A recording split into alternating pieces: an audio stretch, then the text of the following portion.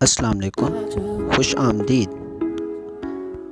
अगर आपको किसी सवाल का जवाब आता है तो 10 सेकंड में कमेंट करके ज़रूर बताएं, वरना मैं तो बता ही दूँगा। सवाल: कौन सा मुल्क सबसे ज़्यादा सोना निकालता है?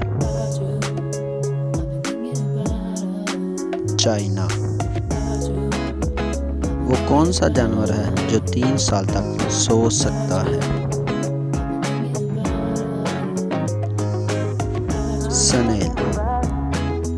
वो कौन सा फल है जिसे सूंघकर वजन कम किया जा सकता है? सब्ज़ सेब। दुनिया में सबसे ज़्यादा सड़कें किस मुल्क में पाई जाती हैं?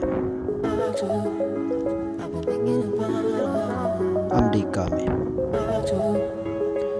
दुनिया में सबसे पहला बैंक कब और कहाँ कायम हुआ?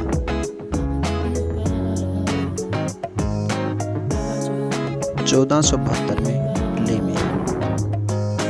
अगर आपको हमारी ये वीडियो पसंद आई है तो इसे लाइक और शेयर ज़रूर करें। अल्लाह हाफिज़।